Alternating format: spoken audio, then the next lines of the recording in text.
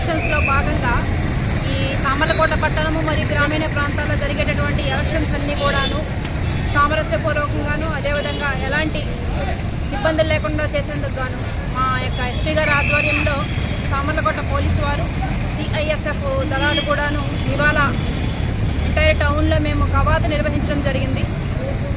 జరగబోయేటటువంటి ఎలక్షన్స్లో సామర్లకోట పట్టణ ప్రజలు గ్రామీణ ప్రజలు ఎలాంటి అపోహలకు గురి కాకుండా జాగ్రత్తగా ఓటు వేసి మా యొక్క పోలీసు వారికి సహకరించాలని కోరుతున్నాము. పరిస్థితులు లేకుండా చాలా ఉత్తేజపూర్వకమైనటువంటి వాతావరణంలో ఎలక్షన్స్ జరిగించేందుకు గాను మా పోలీస్ డిపార్ట్మెంట్ వారు సర్వం సిద్ధం చేయడం జరిగింది.